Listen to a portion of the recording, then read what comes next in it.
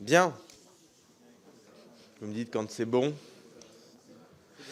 Chers collègues, la Commission des affaires économiques auditionne ce matin M. Benoît Vallée, directeur général de l'ANSES. L'Agence nationale de sécurité sanitaire de l'alimentation, de l'environnement et du travail est un établissement public dont le nom revient souvent dans nos débats lorsque nous examinons des textes sur l'alimentation. Pas plus tard qu'hier, à l'occasion de la discussion de la proposition de loi du groupe écologiste visant notamment à interdire les nitrites et les nitrates dans la charcuterie, l'ANSES a été plusieurs fois mentionné. Et je ne doute pas, monsieur le directeur général, que vous serez interrogé sur cette question aujourd'hui encore. Mais si j'ai souhaité vous inviter parmi nous ce matin, c'est surtout pour faire suite à un communiqué que l'agence a publié le 15 février dernier, annonçant que vous engagez la procédure de retrait des principaux usages des produits phytopharmaceutiques à base de S-métolachlore, l'une des substances actives herbicides les plus utilisées par le monde agricole, en particulier pour les cultures du maïs, du tournesol, du soja et du sorgho. Vous le savez, cette décision a suscité un fort émoi dans le monde agricole, et moi d'autant plus vif que cette annonce est intervenue moins d'un mois après une décision de la Cour de justice de l'Union européenne interdisant, avec effet immédiat, l'utilisation des néonicotinoïdes pour les semences. Cette décision fragilise la filière betterave-sucre, confrontée aux conséquences agricoles et industrielles de la jaunisse de la betterave. Cette décision de justice n'est pas imputable à l'ANSES. Elle vient même percuter le plan national de recherche et innovation visant à apporter des solutions alternatives auxquelles vous êtes associés. Mais votre annonce, quelques semaines plus tard, sur le S-métolachlore, a contribué à renforcer les interrogations de nombreux agriculteurs sur l'opportunité de telles mesures prises au niveau national. Ces interrogations, monsieur le directeur général, je m'en suis fait le relais dans un courrier que je vous ai adressé dès le 17 février, soit 2 jours après votre communiqué, et je vous y faisais part de 3 questionnements. D'abord, je souhaitais savoir si vous aviez mené des procédures de consultation auprès des représentants du monde agricole avant l'annonce de cette décision de retrait. Ensuite, je vous demandais des précisions sur le calendrier de la procédure de retrait, notamment les délais prévus pour l'interdiction de la vente d'une part et de l'utilisation d'autre part. Enfin et surtout, je m'interrogeais sur la coordination de votre action avec les instances européennes. Interrogation d'autant plus forte que l'Autorité européenne de sécurité des aliments n'a pas encore statué sur la procédure de renouvellement de l'approbation de cette substance dont l'autorisation de mise sur le marché dans l'Union européenne n'expire que le 31 juillet. Il est vrai que le 28 février, l'EFSA a fait état à son tour de ses préoccupations quant à l'impact de l'utilisation de l'herbicide S-métolachlore sur l'environnement, mais sans prendre, pour le moment, de décision ayant l'effet dans l'ensemble des États membres. Ainsi se diffuse chez nos agriculteurs l'impression d'une distorsion de concurrence à leurs dépens, du fait de décisions nationales vécues comme des surtranspositions qui, à terme, mettent à mal notre souveraineté alimentaire. Dans une longue lettre que vous m'avez envoyée le 3 mars, vous avez bien voulu me fournir nombre d'explications. Vous me rappelez notamment que la délivrance de l'autorisation nationale de mise sur le marché pour les produits phytopharmaceutiques relève, en droit, des seules autorités nationales, et pour ce qui concerne spécifiquement la France, de vous-même, en tant que directeur général de l'ANSES. Je dois vous avouer que vos réponses ne m'ont pas apporté totalement satisfaction, monsieur le directeur général, surtout lorsque vous soulignez que le dispositif juridique dans lequel vous vous insérez n'a pas vocation, je cite, n'a pas vocation à vérifier si les besoins des filières en termes de mise à disposition de solutions de traitement sont correctement pourvus. De même, lorsque vous écartez la critique de surtransposition en vous abritant derrière la compétence nationale dans le domaine de la délivrance des autorisations de mise sur le marché. Les évaluations que vous menez doivent effectivement pouvoir être conduites dans le respect des exigences d'indépendance de l'agence et de son expertise scientifique. Doivent-elles pour autant faire abstraction du cadre européen dans lequel notre économie s'inscrit? Doivent-elles intervenir sans véritable coordination avec les autres instances européennes? Monsieur le directeur général, je vous laisse la parole.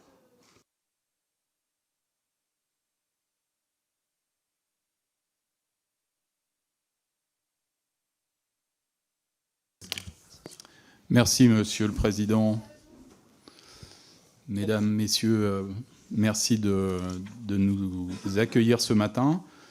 Et effectivement, donc, je vais avec Charlotte Grassieur, qui est à ma droite, qui est en charge du pôle des produits réglementés de l'Agence de sécurité sanitaire, revenir sur un certain nombre de vos interrogations et effectivement permettre, grâce à ce débat de ce matin, d'éclairer mieux, si c'est évidemment indispensable et si c'est possible, le rôle de l'agence, tout son rôle, mais rien que son rôle aussi, puisque vous le savez, Nous avons une partie importante relative aux autorisations de mise sur le marché, mais un certain nombre d'éléments nous échappent encore en matière d'autorisation ou de régulation, puisque le ministère de l'Agriculture et bien sûr la Commission européenne ont à cet endroit un certain nombre de responsabilités. Alors, rappelez évidemment, même si c'est bien à l'esprit de tous et toutes ici ce matin, que l'ANSES, c'est l'Agence nationale de sécurité sanitaire, notamment en matière alimentaire, en matière de santé végétale et aussi en matière de santé humaine, en particulier dans le domaine du travail, et qu'elle s'intéresse de fait à toutes les santé, et qu'elle s'inscrit de ce point de vue-là dans le mouvement actuel sanitaire qui s'appelle One Health ou Une seule santé, pour prendre une expression française. Elle le fait au travers de ses activités d'expertise, et donc elle est là pour l'évaluation des risques, en particulier les risques de ces 3 domaines, mais en particulier tout précisément la santé humaine, mais aussi en matière de veille et de recherche. L'ANSES a 9 laboratoires de recherche qui contribuent aussi à connaître mieux l'impact que peuvent avoir les phytopharmaceutiques, par exemple sur son centre de Sophia Antipolis au travers des abeilles. Mais j'étais lundi sur Fougères, et à Fougères, des modélisations sont en place maintenant pour essayer d'éviter les études animales, même si elles sont nombreuses encore aujourd'hui pour les autorisations de produits, pour éviter les études animales et se concentrer notamment sur des modèles cellulaires. Et c'est tout à fait remarquable la façon dont l'ANSES peut contribuer à cette recherche. Alors plus précisément, et pour répondre effectivement aux premiers éléments qui étaient relatifs à votre courrier du 17 février, pour ce qui est des autorisations de mise sur le marché, vous le savez, pour la plupart d'entre vous j'imagine, il y a en réalité un double niveau par rapport aux produits qui utilisent des substances actives pour les produits phytopharmaceutiques, un niveau qui est de niveau européen, qui est celui de l'approbation des substances actives ou de la non-approbation ou du non-renouvellement. Et cette activité européenne se fait sous l'égide de l'Agence pour la sécurité alimentaire européenne, l'EFSA, d'ailleurs où j'étais la semaine dernière, ce qui m'a empêché d'être parmi vous avec la Commission de l'environnement à cette occasion. Et les décisions, une fois que l'EFSA rend un certain nombre d'avis, sont prises par les États membres. Et donc, à nouveau, par le pouvoir politique, et en l'occurrence, pour ce qui est de la France, c'est un rôle très important de l'agriculture. L'EFSA rend effectivement un avis avec des États membres qui sont des États rapporteurs, et sur le S-métolachlore tout particulièrement, nous sommes un des États rapporteurs de cette molécule, et l'EFSA a effectivement rendu son avis le 28 février, avec des conclusions qui sont pour l'essentiel strictement les mêmes que celles que l'agence a rendues, c'est-à-dire en réalité la contamination des eaux souterraines est une contamination qui est tout à fait massive, notamment au travers de ces métabolites.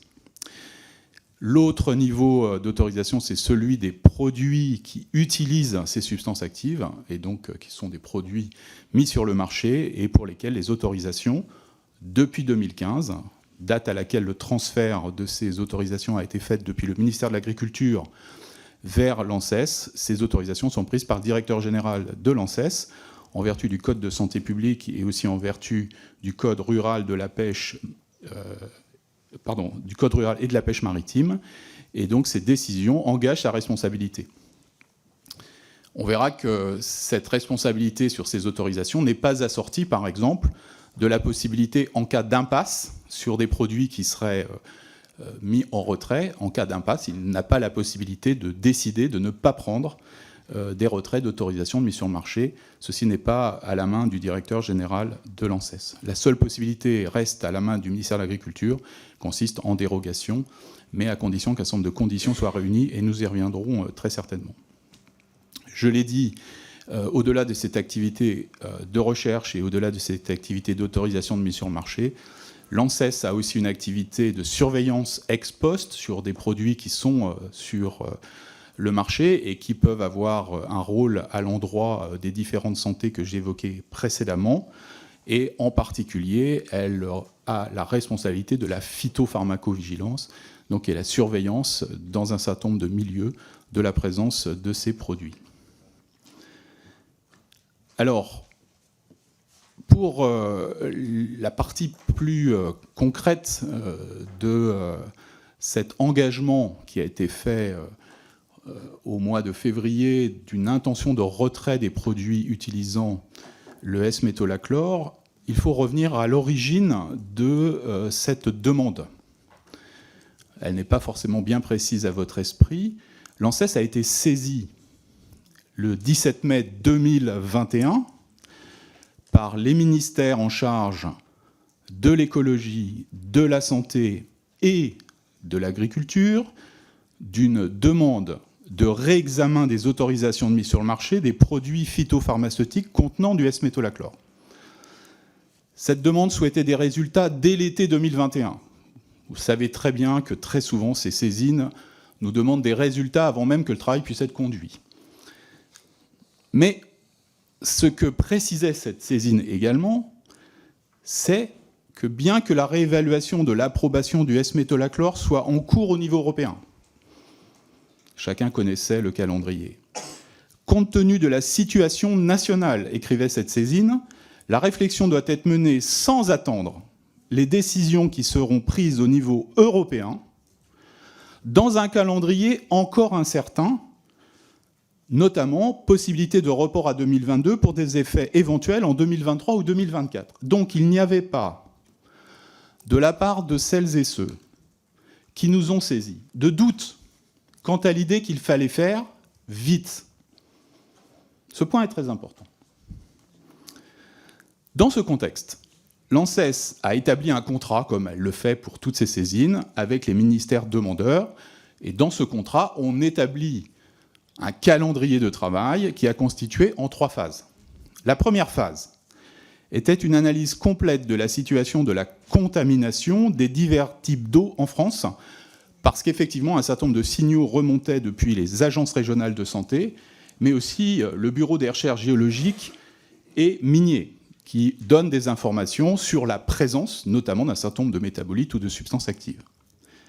Cette analyse a donné lieu à un rapport publié en septembre 2021. Donc vous voyez que, saisi en mai 2021, les premiers résultats arrivent en septembre 2021. Ce premier volet du travail a conclu à la présence ubiquitaire dans tous les types d'eau du S-métolachlore ou de ses métabolites d'intérêt, et une présence très marquée. Et cette présence très marquée n'existe pas qu'en France. Comme je l'ai dit, les conclusions de l'EFSA vont dans le même sens dans différents pays européens. Deuxième phase de ce travail, et donc de cette saisine, et de restitution des travaux, une révision a priori, c'est-à-dire sans évaluation préalable, de certaines autorisations de mise sur le marché des produits phyto contenant du S-métaux a été engagée pour revoir les conditions d'utilisation et les doses de ces produits. Alors vous m'interrogiez sur le fait qu'il y ait ou pas consultation des milieux professionnels au préalable, et la réponse est évidemment oui. En août 2021, l'ensemble des acteurs concernés a été réuni, les détenteurs d'AMM, c'est-à-dire les firmes de l'industrie phytopharmaceutique concernées, les instituts techniques qui ont des connaissances agronomiques et qui sont capables de répondre à la question des impasses et donc des difficultés rencontrées lorsqu'on supprime une substance active et ses produits qui les utilisent, des organisations professionnelles, pour les citer, en citer quelques-unes, la Confédération générale des planteurs de betteraves, l'Interprofession des légumes en conserve et surgelés, l'Association générale des producteurs de maïs, la Fédération française des producteurs d'oléagineux et protéagineux, etc.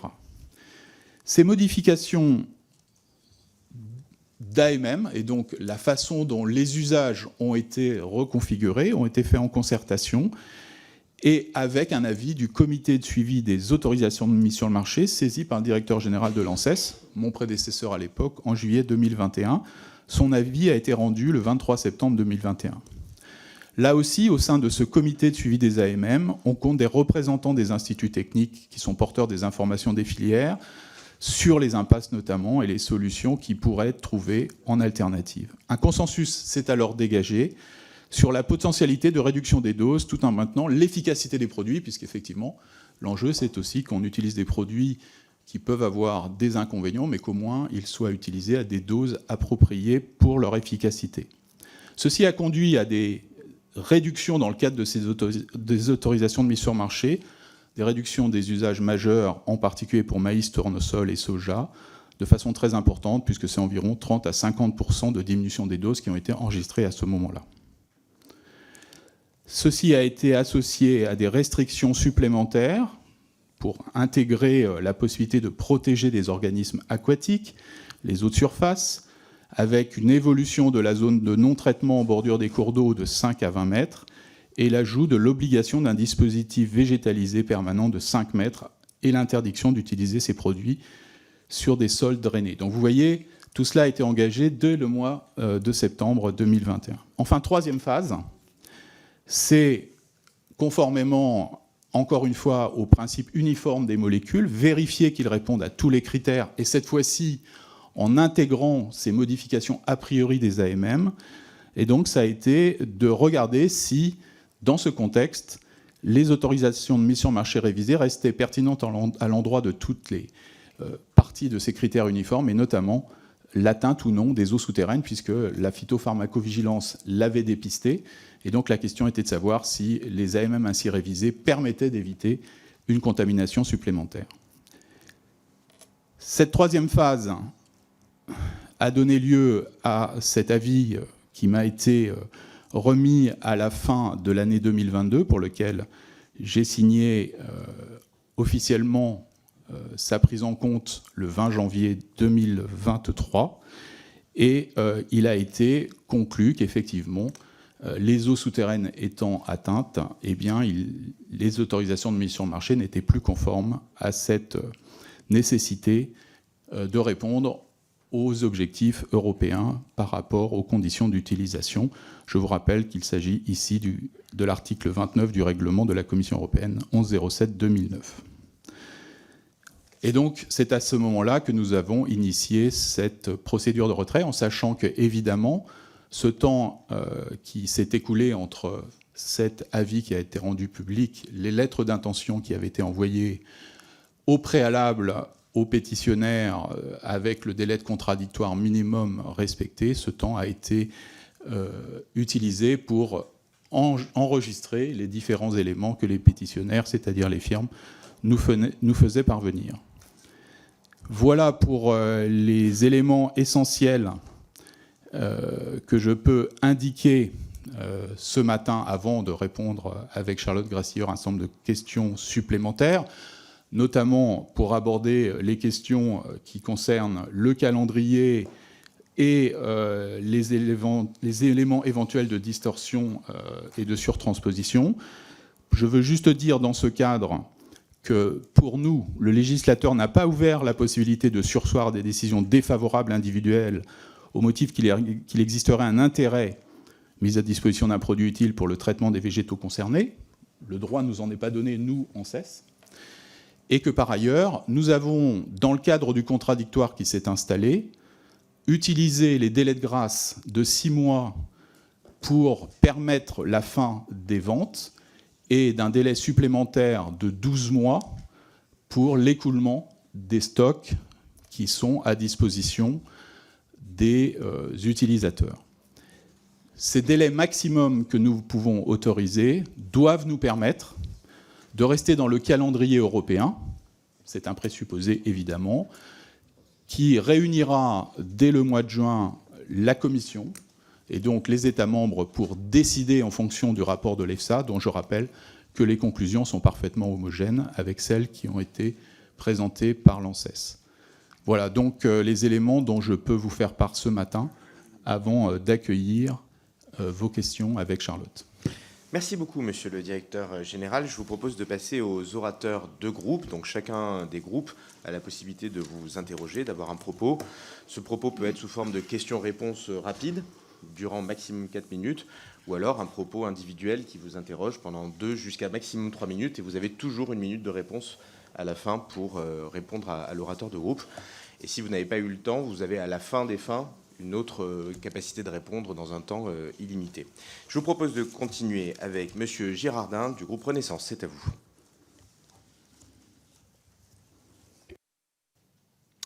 Merci, Monsieur le Président. Monsieur le Directeur général, tout d'abord, je tiens à vous remercier pour votre intervention et vous avez rappelé à juste titre le rôle indispensable de l'ANSES et la nécessité impérieuse d'appréhender de manière globale les expositions auxquelles l'homme peut être soumis à tous les âges et au moment de sa vie.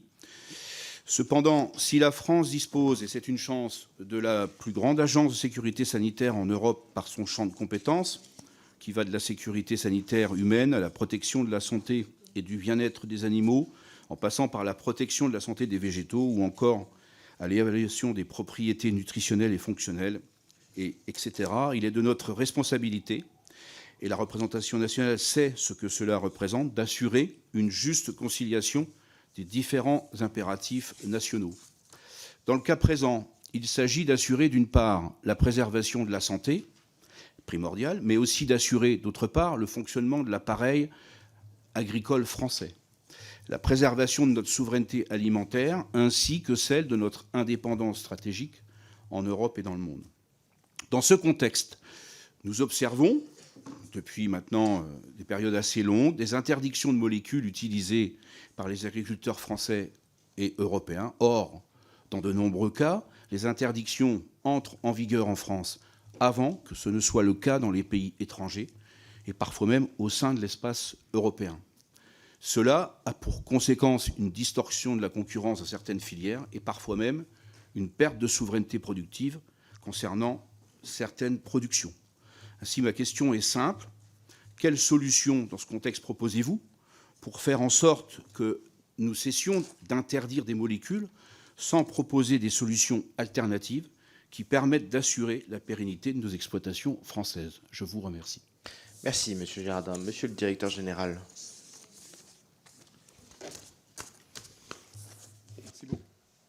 Merci beaucoup pour votre question. Ma réponse sera courte et simple. En réalité, ces solutions ne sont pas à la main de l'ANSES. C'est un travail qui se fait en coordination avec les instituts techniques, mais aussi avec les organisations de recherche.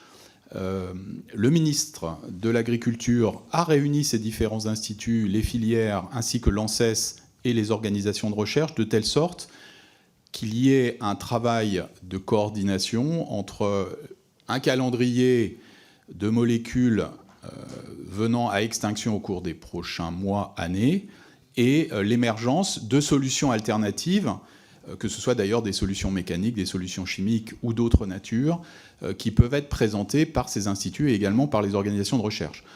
À titre personnel, mais aussi parce que nous avons depuis de nombreuses années une convention cadre de travail, notamment sur les sujets de recherche avec l'INRAE, j'aurai également des travaux avec le directeur général de l'INRAE afin d'avoir le maximum de lisibilité sur nos calendriers respectifs.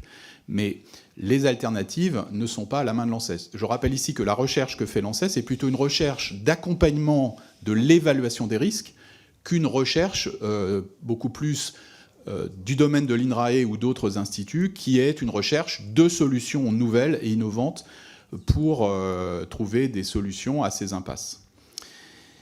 Je veux aussi rappeler une chose qui est importante, c'est que nous avons observé depuis 2008 une décroissance dans le nombre de produits avec autorisation de mise sur marché dans notre pays. En 2008, on comptait à peu près 3000 ou un peu plus de produits. En 2015, c'est-à-dire au moment où le transfert des autorisations s'est fait vers l'ANSES, nous n'étions plus qu'à 1917, donc une décroissance qui avait été très forte et qui en réalité s'est stabilisée au cours des années suivantes. Une très légère décroissance, mais beaucoup moins importante que finalement ce niveau de 40% de réduction des molécules, enfin en tout cas des produits utilisant ces molécules actives qui a été observé à l'époque. Merci. Merci beaucoup, Monsieur le Directeur Général. Je vous propose de continuer avec Monsieur Grégoire de Fournas du groupe Rassemblement National. C'est à vous. Oui, mais merci, Monsieur le Président. Je voudrais dire en préambule que j'ai été un peu troublé par votre introduction, pour tout vous dire, Monsieur le Président, parce que je veux croire que cette commission travaille sur tous les sujets nationaux et que son ordre du jour, ce calendrier, ne soit pas dicté par les problématiques qui toucheraient pas que, mais particulièrement l'Eure-et-Loir. Donc voilà. Je n'en doute pas, mais l'introduction que vous avez faite n'allait pas vraiment dans ce sens-là. Je me souviens d'avoir parlé de l'Eure-et-Loir, hein, monsieur. Non, votre circonscription. Enfin, en tout cas, vous avez dit que vous étiez particulièrement, puisque votre circonscription avait beaucoup de céréaliers, vous étiez. Si, vous l'avez dit. On prendra les bandes, mais non. Monsieur le directeur, les propos que vous avez déjà eus depuis le début de cette audition sont assez intéressants. Alors d'abord, moi, j'ai pas très bien compris quelle garantie vous aviez apporté pour une harmonisation européenne, parce qu'on voit bien, et ça a été quand même souligné par des syndicats agricoles notamment, le fait que vous ayez pris cette décision sans avoir de garantie qu'il y ait une harmonisation européenne. Et c'est un vrai sujet qui anime d'ailleurs nos travaux depuis plusieurs mois. On l'a vu avec les néonicotinoïdes et l'initiative un peu malheureuse de Mme Propili, membre de la majorité. On le voit sur un sujet qui va nous concerner après cette audition sur le retrait des nitrites. On voit que M. Ramos de la majorité veut les retirer sans garantir une harmonisation européenne, ce qui à chaque fois frappe quand même nos filières à cause des distorsions de concurrence. Et ce que vous nous dites depuis le début de cette audition est assez révélateur d'un point qui a été souligné notamment par Mme Lambert de la FNSEA sur le fait que l'ANSES se base exclusivement sur des positions scientifiques, ce qu'on ne peut vous reprocher d'ailleurs, parce que c'est votre rôle. Non mais vous avez... Monsieur Potier, laissez-moi aller au bout de mon propos. Donc c'est votre rôle d'avoir un avis scientifique, mais le problème c'est qu'il faut aussi avoir des choix politiques, parce que vous avez la responsabilité de la délivrance ou du maintien de certaines molécules, et que ce choix politique, il tient aussi compte du fait que sur certains critères, on ne peut pas non plus sacrifier des filières entières, des filières agricoles entières. Qu'il faut aussi tenir compte des alternatives et puis de la rentabilité de notre agriculture. Et ça, on sent bien dans les propos que vous avez eus, monsieur le directeur, que vous n'êtes pas concerné par ça. On ne peut pas vous le reprocher, mais ce que j'aimerais que vous puissiez nous dire, c'est comment l'ANSES peut garder cette compétence qui lui a été donnée en 2015 de la responsabilité de la délivrance de certains produits sans pouvoir prendre en compte les alternatives et le contexte économique et cette exigence de la souveraineté alimentaire. Voilà, juste en 2 secondes, je vous confirme après vérification que pas une seule fois ma circonscription n'a été évoquée dans mon propos introductif, et jusqu'à preuve du contraire, les décisions de l'ANSES ne s'appliquent pas exclusivement à l'Eure-et-Loir, et donc elles s'appliquent à toutes les circonscriptions de France, et donc je me permets de le rappeler. Monsieur le directeur général, c'est à vous. Ouais, voilà. Merci beaucoup. Monsieur de Fournas, merci pour votre question. Je voudrais dire, pour qu'il n'y ait pas de mauvaise interprétation, j'ai eu les mêmes propos avec la présidente de la FNSEA, je suis concerné évidemment par les difficultés qui sont engendrées par des décisions telles que celles que je m'apprête à prendre pour le S-métolachlore. Comment ne pas l'être? Pour autant, même en étant concerné, j'ai un rôle, j'ai une mission et j'ai une obligation qui est d'ailleurs légale, qui peut devenir pénale si effectivement les questions de santé et environnement passent la sphère simplement des questions en commission parlementaire. C'est moi qui serai responsable personnellement et pas le ministre de l'Agriculture. Cette séparation entre le politique et l'expertise, elle a été faite par la loi de 2015. C'est comme ça. Peut-être reviendrez-vous dessus. Mais elle avait peut-être aussi finalement une fonction très importante, c'est peut-être de libérer aussi le politique d'un certain nombre de contraintes qui, évidemment, sont importantes pour un ministre. Et le fait qu'il puisse s'appuyer sur une lecture strictement scientifique, d'expertise et finalement d'évaluation des risques est aussi quelque chose de très important pour la personne qui est en charge de ce rôle de ministre. Merci. Donc, la garantie que vous demandez, qui est que nous ne prenions pas de décision indépendamment de ce que serait le contexte en matière d'alternatives, et donc le fait d'inciter ou le fait de mettre en place des impasses, ne peut pas revenir à notre seul rôle. On peut y contribuer par une lecture partagée, notamment d'un planning de substances qui vont arriver à terme et de produits également qui peuvent avoir un sujet en matière d'autorisation, mais ça ne peut pas se faire par le rôle de l'ANSES. C'est certainement plutôt le rôle du ministère de l'Agriculture. Merci, monsieur le directeur général. Je vous propose de continuer avec monsieur Loïc Prudhomme du groupe LFI. Merci, monsieur le président, monsieur le directeur Vallée. L'ANSES dont vous prenez la direction est au centre de nombreuses tensions et critiques, dont les plus récentes proviennent directement du conseil scientifique interne de l'agence, qui a rendu un rapport publié le 10 mars et qui met en question la crédibilité du travail de l'agence. Ces critiques, je les partage depuis maintenant 6 ans que je suis parlementaire, car j'ai pu constater moi-même les dysfonctionnements des procédures en place, notamment en ce qui concerne les pesticides, les produits réglementés, comme vous les appelez. En premier lieu, le fait que l'agence est chargée depuis 2015 de délivrer des autorisations de mise sur le marché, puis de contrôler les risques et éventuellement de gérer les retraits des produits pose une difficulté évidente. L'agence est juge de son propre travail. Retirer un produit signifie admettre qu'elle a eu tort de l'autoriser quelques années auparavant. C'est bien sûr un obstacle à la crédibilité des avis rendus dans l'état actuel de son organisation.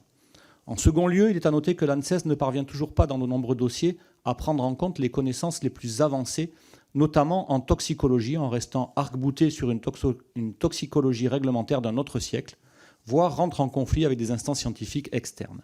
Enfin, sur ces pesticides, ces produits réglementés, les procédures se focalisent toujours sur la substance active et les évaluations de toxicité à long terme des pesticides tels qu'ils sont épandus dans leur formule commerciale ne répondent pas aux exigences du règlement européen. Les conséquences de ces dysfonctionnements sont documentées. C'est notamment l'excellent travail des expertises collectives de l'INSERM et de l'INRAE-IFREMER, et le bilan est inquiétant. La contamination de l'environnement par les pesticides est importante et plurielle. Elle a des effets sur notre santé. Il suffit de regarder les clusters de cancer pédiatrique. Il est aussi admis que ces produits sont à l'origine d'un fort déclin de la biodiversité avec des risques d'extinction pour de nombreuses espèces. Comment l'ANSES n'a-t-elle pas prévenu ces catastrophes sanitaires et environnementales ?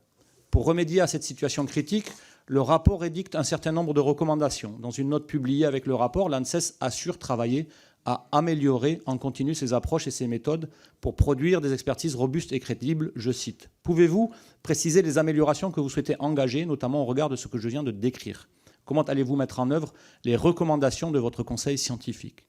Je souhaiterais conclure en disant que les élus insoumis ont toujours été et continueront d'être intransigeants avec l'ANSES, car il en va de la santé des Français et de la protection de l'environnement. Cependant, nous serons des alliés et force de proposition dès qu'il s'agira d'avancer dans le bon sens et redonner à l'ANSES les moyens et les outils pour assurer ses missions, et contrairement au président Kasbarian qui se réjouirait de votre disparition, pour que le monde économique auto-évalue ses impacts sur notre santé et notre environnement. Je vous remercie. Merci beaucoup. Monsieur le directeur général, vous noterez que je n'ai jamais suggéré qu'il fallait que vous disparaissiez. On est très heureux de vous recevoir. À vous. Merci, Monsieur le Président. Merci, Monsieur Prudhomme, pour votre soutien. En deux mots sur l'avis qui a été proposé par notre comité scientifique sur la crédibilité de l'expertise, n'est pas un avis qui nous dérange, puisqu'en réalité, il explique bien les tensions sur l'expertise qui peuvent s'exercer, notamment sur des sujets qui sont tous d'ailleurs des sujets de phytopharmaceutique, tels qu'ils sont repris comme cas d'espèce, que ce soit le glyphosate, que ce soit le SDHI ou que ce soit les néonicotinoïdes. Donc on n'est pas du tout dans une situation très, très simple, et les tensions qui sont exprimées, notamment comme vous l'évoquez sur les caractères les plus récents de l'innovation ou de la production scientifique, mais aussi, pourquoi pas, les tensions qui pourraient exister à l'intérieur de l'agence sur la partie concernant d'un côté les décisions et de l'autre l'évaluation des risques.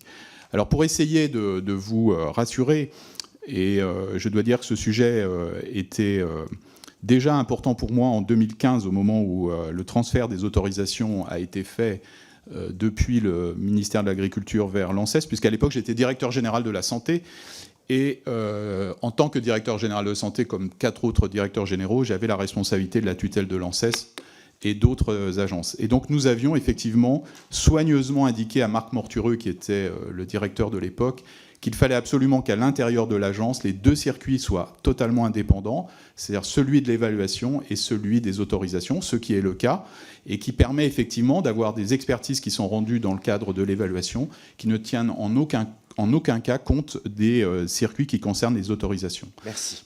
Merci beaucoup. Je vous propose de continuer avec Julien Dive du groupe LR. Merci, Monsieur le Président. Merci, Monsieur le Directeur Général, pour votre propos liminaire et votre présence ce matin. Je voudrais élargir l'échange au-delà du S-métolachlore. Rappelez d'abord toute la confiance, ou en tout cas, pour nous, l'importance qu'a l'ANSES dans les décisions politiques que nous devons avoir.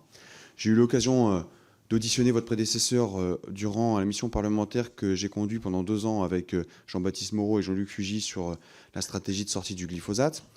Pour nous, il était crucial d'avoir le retour de l'ANSES. De la même manière, lorsque nous avons débattu de la question des néonicotinoïdes, nous avons évidemment sollicité nombreuses reprises votre prédécesseur également. Et je pense que dans une époque où nous, responsables politiques, devons prendre des décisions à chaque fois sur des sujets agricoles et alimentaires, il faut replacer le rôle et le sens de la science. Je le dis parce que beaucoup de nos concitoyens perdent confiance en la science et aux décisions scientifiques. C'est pour ça que la question précédente de Loïc Prud'homme sur finalement le débat controversé que vous pouvez avoir au sein de l'ANSES, notamment au sein du conseil scientifique de l'ANSES, a du sens et il est important pour nous parce qu'il permet de restaurer, en tout cas de l'entretenir, sinon cette confiance. J'ai 2 autres questions. La première, ça concerne les zones de non-traitement. L'automne dernier, et c'est un débat aussi qui traîne depuis bien longtemps, vous avez interdit, en tout cas mis en vigueur, et ça a été publié au JO par arrêté du 21 mars, les 10 mètres nécessaires en zone de non-traitement pour les produits considérés comme CMR2. Il reste une mise à jour pour à peu près 300 CMR2. Pouvez-vous nous dire où vous en êtes sur cette mise à jour des AMM concernant ces CMR2 ? Et puis, la dernière question que je voulais vous poser concerne la fumigation des grains exportés, des grains de céréales exportés. Vous avez pris une décision de les interdire, pareil, à l'automne dernier, avec un effet applicatif au printemps 2023. Il semblerait que nous soyons le seul pays à avoir interdit cette fumigation. Là aussi, ça pose question sur la distorsion de concurrence au regard des pays voisins européens, puisqu'on parle d'exportation de céréales, notamment au Moyen-Orient. Et ça pose question notamment dans le cadre d'une balance commerciale agricole déficitaire. Je vous remercie. Merci beaucoup, monsieur le directeur général. Merci beaucoup, monsieur Dive. Je vais laisser Charlotte Grassière vous répondre, puisqu'elle est en charge des produits réglementés et va être assez précise, je pense, sur les questions. Allez-y. Oui, madame. merci beaucoup, Monsieur le Président. Un premier mot sur non pas les ZNT, mais les distances de sécurité vis-à-vis des riverains et des personnes présentes, pour indiquer qu'il est fait allusion au niveau dispositif réglementaire, donc qui est d'essence absolument non lié à l'ANSES, bien entendu, et qui fixe des distances forfaitaires pour les catégories de produits dans l'attente des évaluations qui se font progressivement au cours des renouvellements des AMM. Donc, premier sujet d'importance, bien replacer le contexte réglementaire dans lequel on évolue. En avance de phase, des firmes, à la demande du ministère de l'Agriculture, nous ont déposé des dossiers pour avoir des distances a priori plus courtes que les distances forfaitaires, mais sur démonstration d'innocuité. Donc nous avons reçu autour de 80 demandes qui sont recevables et en gros un quart ont été traités à date. Donc moi j'avais les chiffres il y a un mois, nous avions délivré 16 décisions en la matière. Alors s'agissant de l'exportation de grains, pour être très précis sur ce sujet, nous avons reçu pareillement, puisque nous travaillons sur les dossiers des firmes demandeuses, donc des firmes phytopharmaceutiques, nous avons reçu d'un pétitionnaire que je ne citerai pas forcément ici, mais qui est aussi sûrement à votre disposition pour s'en expliquer, des demandes de traitement selon 2 processus. Un processus avec le comprimé traitant, c'est de la phosphine, donc matière quand même assez dangereuse s'il en est, un comprimé non en sachet, et puis une autre solution avec un comprimé en sachet. Pour le comprimé non en sachet, la firme nous a indiqué qu'elle ne pouvait pas garantir la conformité de l'usage si le comprimé était au cœur du grain. Donc la firme n'a pas revendiqué d'utilisation du comprimé non en sachet au cœur du grain, donc dans des grandes cargaisons, effectivement, notamment de type bateau.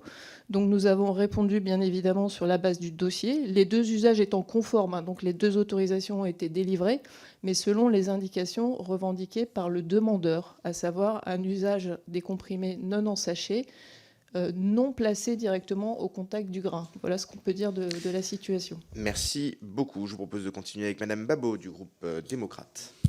Merci, Monsieur le Président. Monsieur Vallet, Mesdames, nous vous remercions de prendre le temps de venir répondre à nos questions. Votre agence joue un rôle majeur dans la préservation de la santé des Françaises et des Français, et ce faisant, elle modifie en profondeur les pratiques de notre agriculture. Au groupe démocrate, nous avons la conviction profonde que chacun a le droit à une alimentation de qualité et respectueuse de la santé. Vous avez évoqué l'interdiction prononcée récemment par votre agence du S-métolachlore, un pesticide dégradant la qualité de nos nappes phréatiques. Sur ma circonscription, l'agence Atmo Nouvelle-Aquitaine a relevé des taux de concentration importants de pesticides dans l'air, causés principalement par le prosulfocarbe. L'usage de ces pesticides interroge nos concitoyens et c'est légitime. Le nombre de pesticides autorisés en France ne cesse de se réduire et au fur et à mesure que nos exigences et que la science se renforcent. C'est bien le sens de l'histoire que nous écrivons vers une agriculture plus raisonnée. Au-delà de ces évolutions réglementaires, les agriculteurs d'aujourd'hui sont les héritiers d'un modèle qui n'avait pas les mêmes contraintes que les nôtres et qui n'en avaient pas conscience. C'est aussi notre rôle de les accompagner collectivement dans cette transition. Aussi, je souhaiterais connaître les travaux de votre agence sur l'évaluation des risques du prosulfocarbe associés aux alternatives en cas d'interdiction, car si ces alternatives sont importantes pour nos agriculteurs, il est important pour l'ensemble des citoyens de s'assurer que nous n'arrêtons pas un produit pour en utiliser un autre, tout aussi, voire plus néfaste à notre santé et à notre environnement. Par ailleurs, notre politique d'atténuation du changement climatique nécessitera de réduire l'empreinte carbone de notre agriculture et par voie de conséquence de faire évoluer notre manière de consommer. Je pense notamment à la végétalisation de notre alimentation. Pouvez-vous nous dire quelles sont les recommandations de votre agence sur la place que doit prendre l'alimentation végétale dans notre mode de vie, et notamment dans celui des jeunes?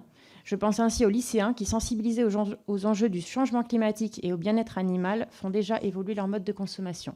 Je vous remercie. Merci beaucoup, Madame Babot. Monsieur le directeur général. Oui, en 2 mots, donc effectivement, le dossier prosulfocarbe a fait appel à une possibilité d'intention de retrait, et donc des éléments supplémentaires ont été proposés par le pétitionnaire pour répondre à cette question que vous évoquez, qui était celle de la dispersion de la molécule, notamment sur des produits non traités habituellement, puisque le prosulfocarbe est surtout à destination céréales.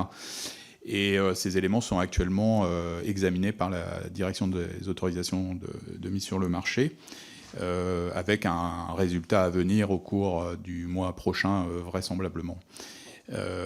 Donc, l'évaluation des risques d'abord, avant effectivement que la direction de l'autorisation de mise sur le marché s'empare de ces évaluations de risques sur le prosulfocarbe et donc statue sur ce dossier qui a été approvisionné par le pétitionnaire.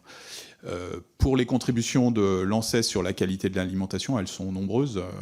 On peut citer récemment des éléments qui s'intéressent notamment, qui ne sont pas encore produits, mais qui viendront sur l'alimentation lactée notamment, et sur différents sujets d'alimentation totale, et en particulier la place des contaminants dans cette alimentation totale, puisque pendant longtemps, on a considéré que la qualité nutritionnelle était essentiellement fondée sur le fait de utiliser moins des produits salés, sucrés, gras, et moins de protéines en raison des risques carcinogènes induits, etc. Aujourd'hui, penser à qualité de l'alimentation, c'est aussi se reposer la question des intrants et de la présence de ces différents contaminants dans l'alimentation. Donc de très nombreux travaux que vous pouvez trouver sur notre site, évidemment. Merci, monsieur le directeur général. Je vous propose de passer à monsieur Dominique Potier du groupe socialiste. Oui, merci Monsieur le Président, Monsieur le Directeur, chers collègues. Une seule santé, c'est bien le combat qui doit être le nôtre aujourd'hui dans un monde où tout est lié, et ne pas oublier que l'acceptation d'une seule santé, c'est pas seulement le lien entre le sol, le végétal, l'animal et l'homme, c'est également le lien entre notre santé économique et la santé environnementale, la santé des hommes. Moi, je ne crois pas qu'il y a d'avenir pour notre agriculture et pour notre alimentation fondée sur des risques de toxicologie avérés. J'ai été étonné par le ton du courrier, Monsieur le Président, que vous avez adressé à l'ANSES. J'imaginais l'équivalent pour la sécurité nucléaire ou dans d'autres domaines.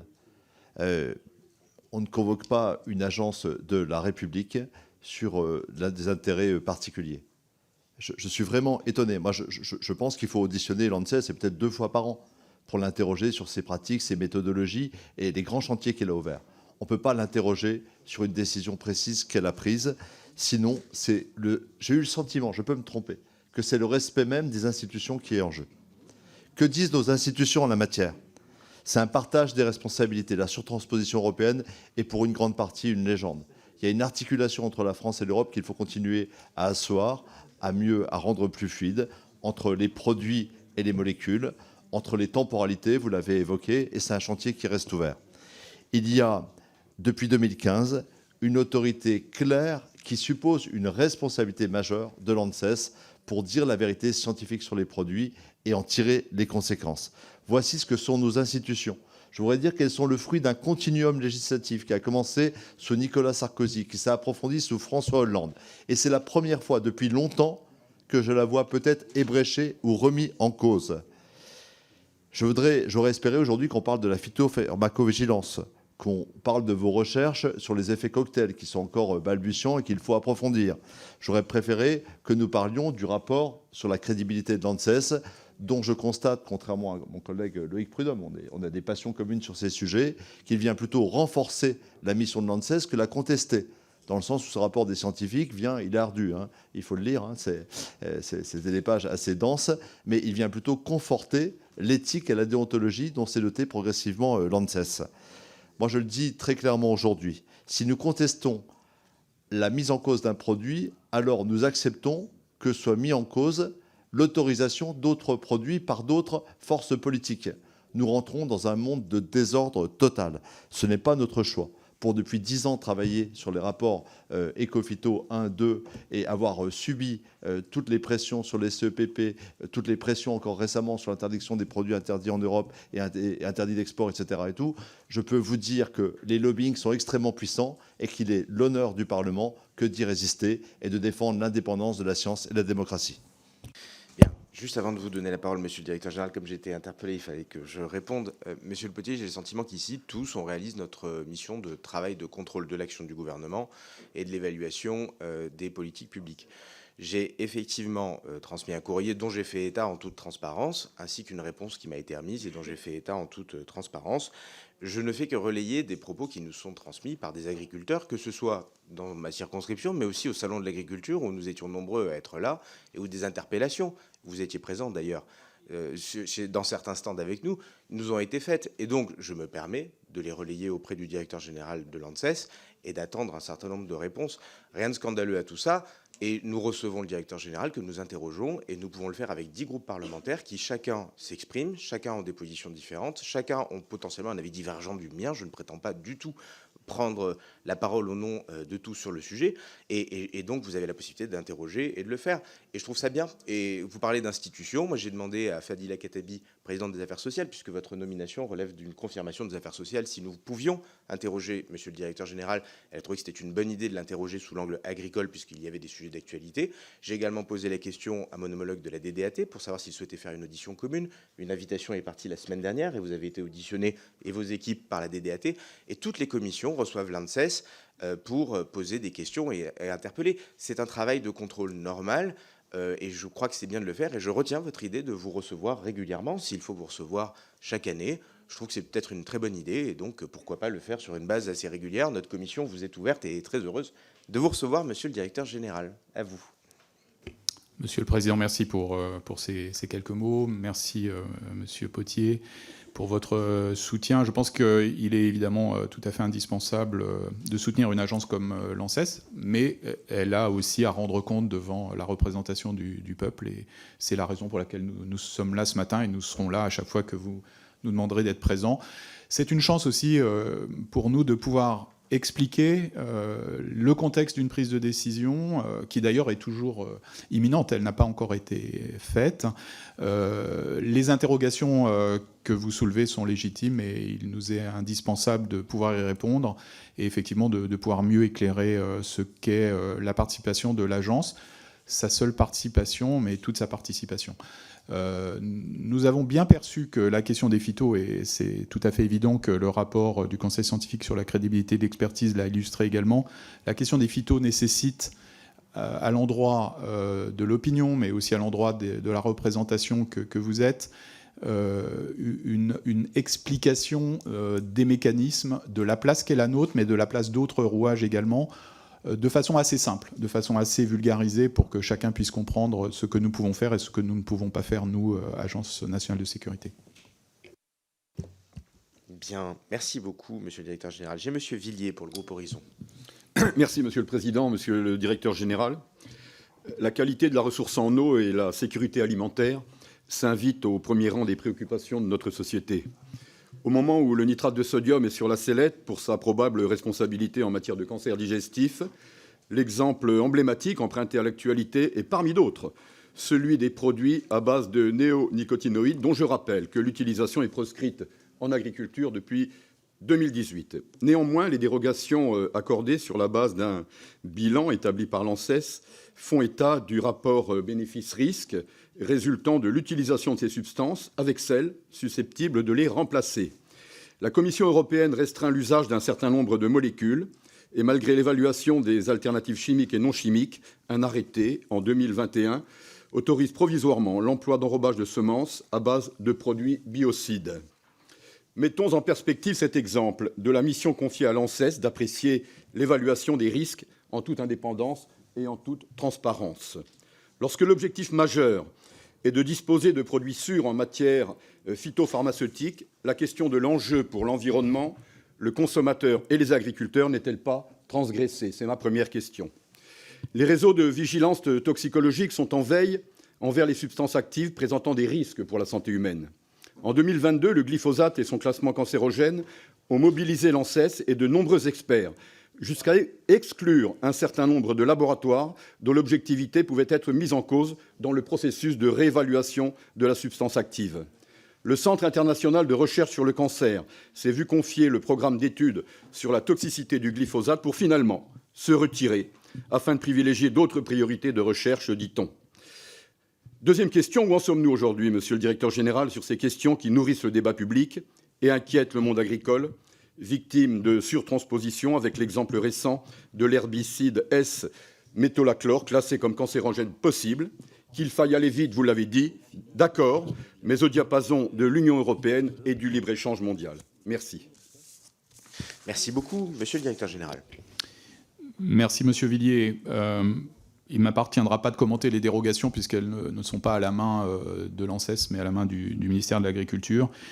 Pour ce qui est du programme de travail sur le glyphosate, il est actuellement au niveau de l'Europe. La France a été une des nations co-rapporteuses pour ce dossier sur le glyphosate. Et donc, nous aurons certainement des informations supplémentaires en cours d'année 2023, en espérant, et là je le dis vraiment très solennellement, en espérant que là aussi c'est l'expertise scientifique qui gouvernera les décisions qui seront prises par la Commission européenne. Enfin, vous revenez sur la question de la surtransposition. Je veux juste rappeler que dans le cadre du S-métolachlore, je l'ai dit en propos d'introduction, c'est une saisine qui nous a été portée par le ministère de l'Agriculture, indépendamment de tout calendrier européen. Donc il n'y avait pas, du point de vue de l'ANSES, de dossier en tant que tel, puisque, et je ne dis pas que le S-métolachlore ne pose pas de questions, il en pose à l'évidence compte tenu de tout ce qu'on se dit et des décisions que je m'apprête à prendre, mais nous étions dans le calendrier européen et donc dans l'examen de la substance en tant que co-rapporteur avec l'Allemagne sur le S-métaux. Voilà, donc il y a eu, et peut-être est-ce très bien en réalité, cette saisine a demandé que nous allions plus vite au niveau national, et la France peut-être s'est illustrée dans ce cadre-là. Après, il ne m'appartient pas à moi de savoir comment, effectivement, nous pouvons compenser si d'aventure il y avait des délais qui ne s'appliquent pas de la même manière entre tous les pays européens. C'est la raison pour laquelle, et je le redis, en l'état, et compte tenu des échanges que nous avons eus avec les industriels, et compte tenu des échanges qui ont été faits dans le comité de suivi des AMM, et donc avec les responsables de filière, nous avons donné, pour ce qui est des délais de grâce, quand ces décisions seront parties, nous avons envisagé de donner à la fois le plus long possible sur l'utilisation, la vente, et sur l'utilisation in fine. Merci, monsieur le directeur général. Madame Bateau, pour le groupe écologiste. Merci, Monsieur le Président. Je voulais d'abord regretter le propos introductif qui a été le vôtre sur la décision de la Cour de justice de l'Union européenne concernant les néonicotinoïdes. La Cour de justice de l'Union européenne s'est prononcée en droit et elle a infligé un camouflet cinglant au gouvernement, au Parlement et même au Conseil constitutionnel, et elle a rappelé le droit qui est que les objectifs de santé et de protection de l'environnement dans un contexte d'effondrement massif de la biodiversité priment sur l'amélioration de la production végétale. Ensuite, je voudrais également regretter, non pas le fait que l'ANSES doive venir devant le Parlement répondre à des questions, ce qui est parfaitement normal, mais le ton et le fond de cette convocation. Je veux rappeler qu'on en sait aujourd'hui scientifiquement et de façon prouvée suffisamment sur les conséquences des pesticides sur la santé humaine et sur la biodiversité pour que la responsabilité pénale des pouvoirs publics soit engagée s'ils ne prennent pas des décisions pour sortir un certain nombre de substances et arrêter par ailleurs le jeu de remplacer une substance dangereuse par une autre substance dangereuse, mais organiser la transformation agroécologique des pratiques agricoles. Monsieur le directeur général, j'ai 3 questions très brèves sur le S-métolachlore. est-ce qu'il est comparable à la problématique de l'atrazine en termes de contamination des eaux potables? Sauf erreur de ma part, en fait, le S-métolachlore, il a remplacé l'atrazine. Et donc, justement, par rapport à la question de l'eau potable, je n'ai pas tellement compris l'avis de l'ANSES de septembre dernier sur le changement des seuils de danger qui ont rendu conformes des eaux qui, auparavant, n'étaient pas considérées comme conformes. Ma deuxième question, c'est sur l'avis du Conseil scientifique sur l'expertise et ses recommandations et les suites qui vont y être données, qui me paraissent très importantes. J'ai observé de très près la confusion entre l'expertise sur un plan scientifique et l'évaluation réglementaire des risques.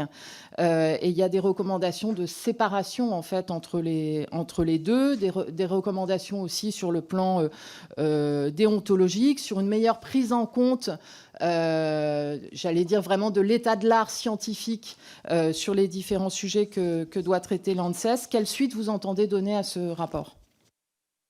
Merci beaucoup. Monsieur le directeur général. Merci, Madame Batho, Madame la ministre. Oui, effectivement, nous sommes bien conscients du caractère acquis des risques liés aux pesticides, puisque, vous le savez aussi, un fonds d'indemnisation des victimes des pesticides a été mis en place par le gouvernement en faveur des travailleurs exposés et qui présenterait notamment, pour l'instant en tout cas, comme première pathologie, un cancer de la prostate. Le S-métaux et sa présence dans les eaux de boissons humaines, c'est-à-dire les EDCH, c'est-à-dire nommément l'eau du robinet, est un sujet évidemment sur lequel l'ANSES a contribué, puisque je l'ai dit, la phytopharmacovigilance avait indiqué que ces métabolites en particulier étaient présents dans tout type d'eau, et donc dans les EDCH, soumis à une réglementation qui lui sont propres, il y a effectivement un seuil de qualité qui est considéré comme étant la valeur de 0,1 microgramme par litre. Et ce seuil de qualité s'applique dès qu'un certain nombre de ces métabolites de pesticides sont identifiés ou les substances actives elles-mêmes. C'est les éléments relatifs à cette présence, à ce seuil-là de ces métabolites qui indiquent pour l'ANSES le caractère pertinent ou non de ces métabolites, avec une première appréciation qui est que des métabolites peuvent être considérés comme pertinents parce qu'on a peu ou pas d'informations suffisantes, notamment en matière d'exposition chronique et donc en matière de résultats sur la génotoxicité ou la reprotoxicité. Et au contraire, il peut y avoir un certain nombre d'éléments qui deviennent connus et la capacité notamment d'établir un seuil qui n'est pas le seuil de 0,1 qui est un seuil de conformité de présence ou d'absence de ces métabolites dans l'eau, mais un seuil qui va être une valeur maximale sur laquelle il peut y avoir une exposition et un risque. Dans ce cadre-là, on peut voir des métabolites qui étaient considérés comme pertinents devenir non pertinents parce que ces éléments qualifiant ces risques ne sont pas présents, et ou installer une valeur maximale de référence qui permet de gérer, et ça c'est à la main du gestionnaire, c'est-à-dire que c'est à la main du ministère de la Santé et des agences régionales de santé, gérer l'eau de consommation humaine.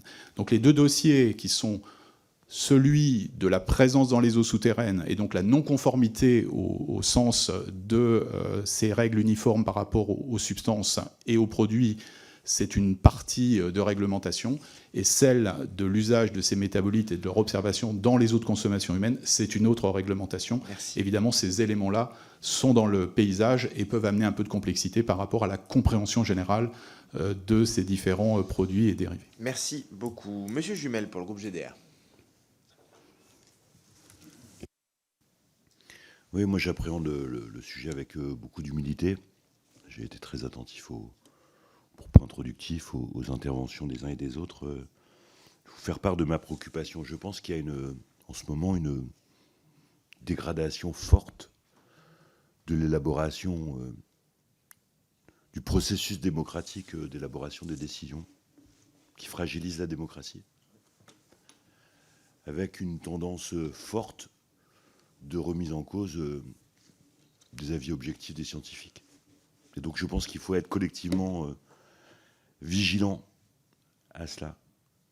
Les contestations croissantes à l'égard de l'ANSES sont de nature à dégrader la crédibilité de cette institution, et je ne suis pas sûr qu'on sorte grandis les uns et les autres de cela. conseil scientifique a produit des recommandations, monsieur le directeur général, améliorer les procédures, mieux éclairer le processus de décision, intensifier les interactions avec les parties prenantes, renforcer la séparation de l'évaluation et la gestion des risques au sein de l'ANSES. Peut-être pourrez-vous nous dire comment vous avez intégré concrètement ces préconisations, parce qu'elles sont de nature à renforcer votre crédibilité. Mais je veux, sans être trop long, dire à la majorité, au gouvernement, à la majorité, que nul ne peut se prévaloir de ses propres turpitudes. Il y a le rôle de l'ANSES qui pose les questions de santé, de sécurité alimentaire. Et puis, il y a la responsabilité politique qui conduit à en tirer les conséquences. On parle de surtransposition, mais les mêmes qui critiquent la surtransposition sont en train de consentir à l'échelle internationale à l'élaboration de traités de libre-échange qui risquent de faire mal aussi énormément à notre souveraineté alimentaire. On était quelques-uns, quelques jours, à tirer l'alarme sur les risques de négociations dans les couloirs sur le Mercosur, qui pénaliserait la santé de nos concitoyens et qui pénaliserait aussi notre souveraineté alimentaire. Donc voilà, moi j'ai plutôt tendance à me dire que dans le domaine de la sécurité alimentaire, en prenant en compte évidemment les intérêts des agriculteurs, il faut faire confiance à la science, à l'objectivité de la science, comme il faut faire confiance en matière de sécurité nucléaire aux autorités indépendantes qui nous disent ce qui est bon pour nous. La nécessité de rétablir un lien de confiance entre les citoyens et les décisions publiques, me semble-t-il, passe par là. Merci, Monsieur Jumel. Monsieur le directeur général. Merci beaucoup, Monsieur Jumel. Ça me permettra également de répondre à Madame Bateau sur son interrogation sur ce que l'agence ferait du rapport du comité scientifique sur la crédibilité de l'expertise. Donc, effectivement, souligner ce que vous dites, c'est-à-dire que cette crédibilité de l'expertise, elle vient aussi de la reconnaissance des décisions qui sont prises. Les décisions qui sont prises d'autorisation de mise sur le marché ou de non-autorisation ou de retrait, elles sont prises à la lumière de cette évaluation des risques et donc là aussi du poids de la preuve dans la façon dont la direction des autorisations de mise sur le marché fonctionne à l'ANSES. Encore une fois, avec un chemin séparé entre cette évaluation des produits réglementés et les autorisations qui sont faites. Les éléments du rapport scientifique, nous les avons pris avec beaucoup d'éléments positifs, puisqu'en réalité, ça nous aide, notamment sur ces questions qui nous mettent en tension, comme ceux des phytopharmaceutiques, à trouver des voies d'amélioration, des voies de progrès, que ce soit sur le renouvellement le plus fréquent possible, tout en gardant un effet mémoire de nos comités d'expertise collective, le fait que nous ayons une intégration de plus en plus forte des questions d'économie et de sciences sociales dans l'expertise. Vous savez que nous avions au départ une mission dans ces domaines qui est devenue une direction à part entière de l'ANSES et qui prend avec beaucoup d'attention ces sujets et qui balance d'une certaine façon aussi, sans la minimiser, la façon dont l'évaluation des risques doit se faire. Si on prend un sujet comme les contraintes environnementales et le réchauffement climatique aujourd'hui, comment ne pas prendre en compte ces questions graves d'acceptabilité et de compréhension sociale des mesures qui doivent être prises à l'endroit de l'eau, par exemple, de sa réutilisation pour ce qui est des eaux usées, etc. Donc nous suivrons avec beaucoup d'intérêt et nous appliquerons un certain nombre de ces recommandations du comité scientifique. Merci beaucoup, Monsieur le directeur général. Est-ce que Monsieur Molac est dans la salle? Il était tout à l'heure là. Il ne l'est plus. On a terminé donc avec les orateurs de groupe. Et Monsieur le directeur général, je vais prendre toutes les questions individuelles qui dureront 1 minute maximum de leur côté. Je les prends toutes en même temps. Et à la fin des fins, vous avez bien sûr large espace pour pouvoir y répondre. Je vais commencer par Monsieur Descrozaille. C'est à vous. Merci, Monsieur le Président. Merci, Monsieur le directeur général, de vous rendre disponible pour des débats qui sont absolument essentiels. Je voudrais juste faire une courte intervention avant de poser ma question. Pour pas qu'il y ait de malentendus entre nous, on aborde des questions qui sont très graves et très profondes. Moi, je crois qu'il y a un discrédit porté sur la parole politique et sur nos institutions chaque fois que le politique dit « j'ai pas le choix ». J'insiste sur le fait que ce dont on parle, c'est de danger et de risques. La science ne choisit pas. Elle observe, elle explique et elle prédit de manière objective. En l'occurrence, elle définit le danger. Mais le niveau de risque acceptable c'est-à-dire le niveau d'exposition au danger acceptable, il est politique. Et je pense que la séparation entre la définition du danger et ce qui est acceptable comme risque, elle doit être très claire pour nous. Il n'est absolument pas question de remettre en cause, certainement pas, le niveau d'excellence de la science française dans l'éclairage des décisions politiques qui doivent être prises. Monsieur le Président, excusez-moi, je pose mes questions. Non, je suis désolé. Monsieur le Président, je demande à mes collègues un tout petit peu de latitude, compte tenu de l'importance des débats que nous avons. Monsieur Descrozaille, passez la question à vos collègues à ce moment-là. Je suis désolé, c'est la même règle pour tout le monde. Je suis obligé d'être intransigeant. Il faut que je sois impartial et que j'applique la même règle à tous, chers collègues. Merci. Monsieur Ramos, c'est à vous. Le temps est court. Simplement dire à l'ANSES que moi, dans ce que j'ai fait sur les nitrites, 4 ans de travail ici avec des scientifiques, je peux que me réjouir qu'il y ait l'ANSES ici en France. Il faut vous donner plus de moyens pour que vous restiez indépendant. Car je ne crains que dans les nitrites, notamment quand je vois que le plan du ministère s'appuie sur l'INRAE, et on sait que le rapport de l'INRAE sur lequel s'appuie le ministère a été financé à hauteur de 2 millions d'euros par les lobbyistes de la charcuterie. Et donc, comment un ministère peut faire un plan nitrite qui s'appuie sur un rapport de l'INRAE qu'on croit public, alors qu'il a été financé à hauteur de 2 millions par les industriels. Donc, oui, on a besoin de l'ANSES et on a besoin de son indépendance. Ma question est très simple. À un moment donné, vous avez dit, ça tue, le nitrite tue, vous l'avez écrit. Il y a un lien de causalité entre le nitrite et la mort en France de plus de milliers de personnes.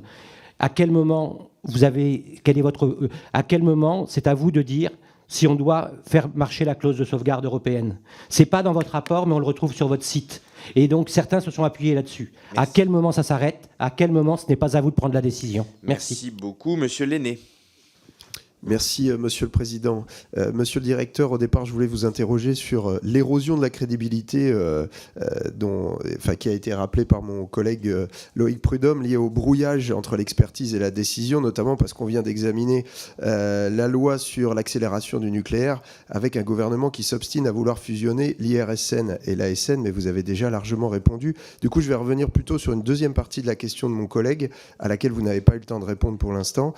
C'est la prise en compte des connaissances les plus avancées, et notamment en matière de toxicologie, puisque pour l'instant, les travaux de l'ANSES s'appuient sur une toxicologie réglementaire qu'on pourrait qualifier de datée. Donc, qu'est-ce qui vous empêche peut-être de mettre à jour cette toxicologie, et quelles sont vos relations avec les autres instances scientifiques extérieures à l'ANSES qui pourraient peut-être aider à la mise à jour de cette toxicologie réglementaire? Je vous remercie, Monsieur Bourgeot. Oui, Monsieur le Président, Monsieur le Directeur, moi j'aimerais comprendre. Je suis agriculteur et je peux vous dire que je ne remets pas du tout en cause, tout le travail que vous réalisez. Je n'en suis pas, je ne m'estime pas assez calé pour remettre en cause. Par contre, j'aimerais comprendre cette concurrence vis-à-vis de l'Europe, et j'aimerais comprendre pourquoi c'est si compliqué lorsqu'il est avéré, puisque visiblement c'est vos résultats, avérés qu'un produit est toxique. Comment c'est si difficile à ce qu'on puisse le faire reconnaître au niveau de l'Europe, et donc d'arrêter cette concurrence? Nous, c'est ça qu'on ne comprend pas, les agriculteurs français, c'est que visiblement on a des orientations, ou du moins des conclusions qui n'ont pas l'air d'être partagées avec les autres pays, puisqu'ils ne l'interdisent pas. Moi, je ne m'imagine pas que des pays français, du moins des pays européens, n'aient pas la même envie que nous, c'est-à-dire de protéger ces populations. Donc voilà, nous, les agriculteurs français, c'est cette concurrence qu'on ne comprend pas. Je vous remercie, Monsieur Maisonnet. Oui, merci, Monsieur le Directeur Général. Sur un tout autre sujet, je voudrais vous interroger sur les éoliennes et les enjeux sanitaires qui peuvent en découler.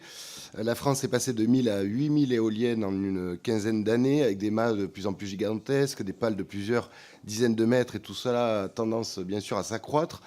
En 2006, l'ANSES recommandait un écart de 1500 mètres avec les habitations pour les éoliennes d'une puissance supérieure à 2,5 gigawatts.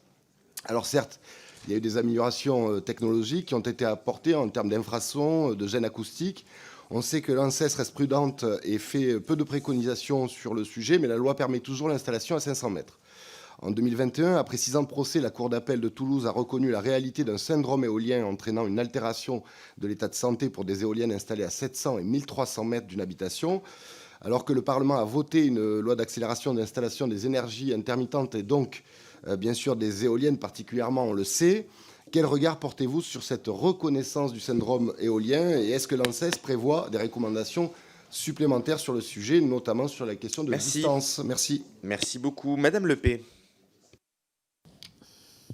Merci, Monsieur le Président. Monsieur le Directeur, une question d'une agricultrice de ma circonscription sur les effets restants en terre du dieldrine, donc cet insecticide organochloré qui est interdit depuis 1970.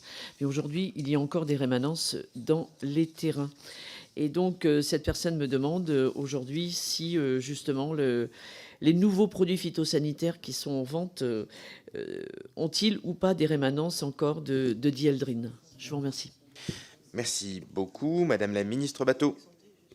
Oui, merci. C'était, Monsieur le Directeur Général, sur la question de la comparaison peut-être totalement non pertinente que je faisais entre la problématique de l'atrazine et de la contamination de l'eau et le S-métolachlore. Vous m'avez vous avez répondu sur la question des seuils. Moi, ma question, c'est ce qui amène, en fait, y compris à la saisine du gouvernement qui vous a été adressée, en termes de connaissances sur le problème du S-métolachlore et de ses métabolites. Parce que je pense que le risque n'a pas été rappelé et qu'il est important qu'il le soit. Merci beaucoup. On continue avec Madame Engrand. Lactalis, Buitoni, Kinder, ces noms vous parlent certainement. Il s'agit de marques industrielles dont certains produits alimentaires ont été dans un passé récent à l'origine de graves intoxications alimentaires. À ce titre, le cas de l'usine Buitoni de Caudry, dont le Nord, est édifiant. En mars 2022, la bactérie Escherichia coli avait été retrouvée dans les pizzas produites dans l'usine. Ce ne sont pas moins de 41 cas de syndrome hémolytique et urémique, une affection grave touchant les enfants, dont 2 cas fatals. Nous n'allons pas refaire le procès de l'entreprise ici, mais l'actualité récente démontre qu'au-delà des drames familiaux, ces scandales alimentaires conduisent aussi à terme à des drames socio-économiques, avec la fermeture injustifiée de l'usine de Caudry auprès d'un an plus tard. À cet égard, il nous semble que l'ANSES a un rôle à jouer qui est crucial pour prévenir de tels scandales, draguant avec eux les conséquences qu'on leur connaît. Dans ces conditions, et alors que l'expertise de l'agence a été épinglée par son propre conseil scientifique dans un rapport publié il y a une dizaine de jours, nous nous interrogeons réellement sur les leviers qui sont à votre disposition et que vous envisagez de mettre en place pour prévenir ces scandales sanitaires. Merci. Merci beaucoup. Madame Trouvé. Merci, Monsieur le Président. D'abord, je voudrais saluer le travail scientifique de l'ANSES. Et je le redis, nous avons, comme l'a dit le collègue Ramos, nous avons besoin d'une institution totalement indépendante. Et c'est gage de crédibilité. Et je suis assez inquiète, moi, y compris du ton de la lettre envoyée à l'ANSES, de l'introduction par vous, Monsieur le Président Kasparian, de la même façon que les interventions du Rassemblement national. Voilà, je crois que cette indépendance, on en a besoin, on y tient, et qu'il y en a besoin face notamment au lobby phytopharmaceutique, comme a pu le souligner mon collègue Potier. Je rappelle aussi que les gouvernements successifs ont à balayer devant leur porte parce que ils n'ont pas, ces gouvernements successifs n'ont absolument pas tenu les objectifs qu'ils se sont eux-mêmes fixés. En matière d'alternatives, eh bien, ça demande surtout une politique de la part du ministère de l'Agriculture qui permette justement de financer et de soutenir les alternatives en matière de bio et de transition agroécologique. J'aurais une dernière question sur l'Union européenne. Puisqu'il a été question, par exemple, sur le diméthoate, utilisé sur les cerises, qu'on puisse interdire les importations de produits traités avec du diméthoate. Qu'en est-il de la part de produits qui arriveraient, traités par exemple avec cet herbicide-là? C'est ça la vraie question, évidemment. Merci. Monsieur Potier.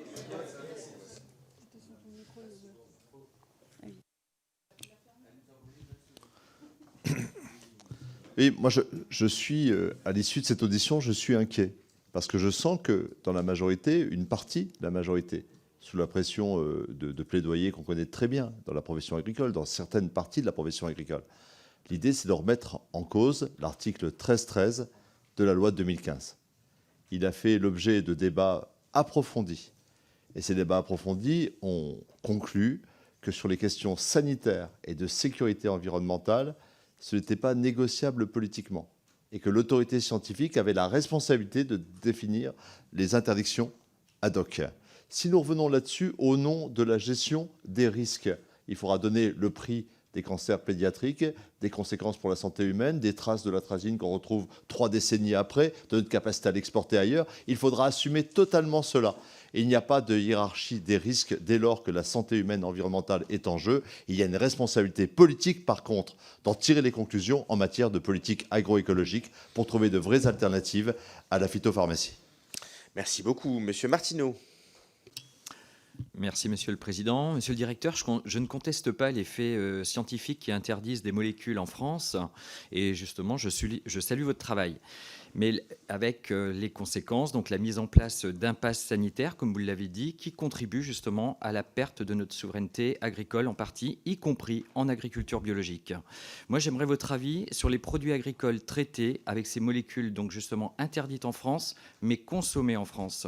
Est-ce qu'on ne devrait pas fermer justement nos frontières à ces produits avec justement les risques de pénurie qui peuvent en découler, mais assumons justement nos choix jusqu'au bout. Merci. Merci beaucoup. Monsieur Lavergne, c'est à vous. Bon, j'en oublie le micro. Merci, Monsieur le Président. Je reviens en fait sur la question en secours de mon collègue Frédéric Descrozat qui n'a pas pu la poser. Donc, comme vous aviez proposé qu'un autre parlementaire le fasse, je le fais avec grand plaisir. Qu'est-ce qui a déclenché votre décision, Monsieur le directeur de l'ANSES, en octobre pour interdire l'utilisation de phosphine par fumigation pour l'export? Et deuxième question, quelle interprétation faites-vous au droit applicable en matière de LMR s'agissant d'une exportation conforme au cahier des charges défini par les clients, sachant que le ministère de l'Agriculture fait valoir une toute autre interprétation? Ah ben c'est rapide. C'est parfait, vous êtes 30 secondes. Merci beaucoup, Monsieur Lavergne. Monsieur Roland, c'est à vous. Merci, Monsieur le Président. Je voudrais savoir, parmi vos compétences, s'il y en a une qui concerne les nouvelles maladies professionnelles. Dans l'optique d'une future discussion sur la place du travail dans notre société, comment l'ANSES compte-t-elle prendre part au débat afin de mieux tenir compte de la pénibilité de certains métiers? Je vous remercie. Merci beaucoup. J'ai Monsieur Dive qui souhaitait vous poser une question. Oui, merci, Monsieur le Président, Monsieur le Directeur Général. Quand j'écoute certains propos, on a l'impression parfois qu'en agriculture, les produits phytopharmaceutiques sont utilisés pour le plaisir. Ça doit être le cas, puisque nous savons tous que ça coûte excessivement cher pour les agriculteurs. Pour autant, s'ils sont utilisés, c'est à la fois pour lutter aussi contre des plantes naturelles, dangereuses pour la santé humaine. J'aimerais savoir si vous travaillez aujourd'hui sur des plantes aujourd'hui existantes qu'on retrouverait en culture, qu'on pourrait retrouver en culture, qui reviendraient d'ailleurs, qui se développeraient, on le voit déjà notamment avec l'ergot du blé, qui sont dangereuses justement pour la santé humaine. Madame Goulet, je crois, vous souhaitiez intervenir aussi. Allez-y. Merci, Monsieur le Président. Monsieur le Directeur Général, ma question concerne l'apiculture. Dans notre pays, un pot de miel sur 6 serait falsifié, selon un rapport de la Commission européenne du 23 mars dernier, produits provenant principalement de Chine et de Turquie. Depuis le décret du 4 avril 2022, les pays de provenance de chaque composant du mélange doivent être indiqués, sauf que, léger détail, cet étiquetage ne vaut que pour les miels en mélange conditionnés en France. Pour les autres, il reste possible de simplement remplacer la mention des pays d'origine par celle de mélange de miel originaire de l'Union européenne ou mélange de miel non originaire de l'Union européenne, selon les cas. C'est l'effet des règles européennes. La Commission européenne dénonce un problème, mais nous empêche par le principe de reconnaissance mutuelle entre les États membres de le régler. Donc je voudrais savoir si cette distorsion de concurrence peut être revue, et puisqu'elle pénalise nos agriculteurs. Et je voudrais aussi votre avis sur ce sujet et comment vous pouvez intervenir pour protéger les consommateurs français. Merci. Alors, y a-t-il une personne qui ne s'est pas exprimée et qui souhaite poser une dernière question? Non. Très bien. Bah, écoutez, Monsieur le Directeur Général, je vous laisse répondre à ces multiples questions. Merci, Monsieur le Président. Donc, effectivement, de multiples questions que je vais essayer de mettre par type de réponse groupée, en espérant ne pas manquer certaines de ces sollicitations. Tout d'abord, pour terminer par la question de miel qui ne serait pas conforme indiquer que ce n'est pas du tout dans les missions de l'ANSES et qu'on est là plutôt dans les responsabilités de la direction de la consommation et de la répression des fraudes. Que par contre, pour ce qui est des maladies professionnelles, c'est un sujet évidemment auquel l'ANSES est associé, ne serait-ce qu'avec la direction du travail sur la proposition au tableau des nouvelles maladies professionnelles. Donc il y a une part d'expertise reliée d'ailleurs à l'évaluation des risques qui peut être faite dans certains domaines qui est à la responsabilité de l'ANSES. Et puis plus généralement, l'ANSES est une agence qui contribue très largement à la question de santé-travail, à la fois sur les questions d'expertise, mais aussi en matière de recherche, avec des institutions qui nous accompagnent, avec lesquelles nous sommes conventionnés. L'INRS particulièrement. Je vais revenir sur la question de la crédibilité pour dire que l'ANSES n'a pas été, enfin il me semble, épinglé par ce rapport, puisque le conseil scientifique est une instance de l'ANSES, et donc le conseil scientifique répond soit à des saisines de l'agence, soit s'auto-saisit sur des sujets, et en l'occurrence sur la crédibilité de l'expertise. C'était une auto-saisine qu'a fait le conseil scientifique et qui nous a rendu son rapport avec un certain nombre de recommandations qui nous ont été adressées et que l'ANSES, dans un avis, ou plus exactement dans une note d'accompagnement qui a été publiée sur notre site, reprend pour un certain nombre de ces recommandations pour améliorer les éléments qui peuvent, d'une manière ou d'une autre, renforcer notre crédibilité. Et ça a été largement dit ce matin.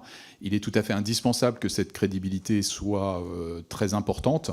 Et au cœur même de cette crédibilité, eh bien, il y a la question de la déontologie, la question de la transparence.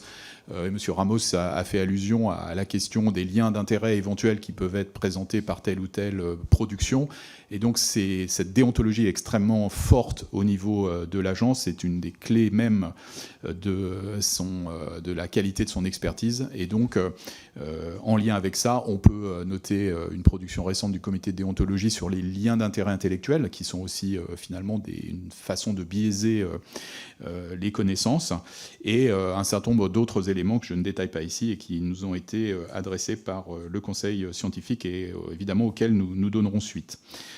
Cette crédibilité de l'expertise et en réalité cette indépendance qui peut se voir à l'endroit de parties prenantes très engagées pour défendre des intérêts et sans aucune notion pour moi de qualifier ces intérêts qui sont évidemment aussi importants pour notre pays, elle est probablement au mieux garantie par une structure comme l'ANSES permettant effectivement de dissocier le politique des éléments d'évaluation de risque et de prise de décision qui sont fondés sur la science.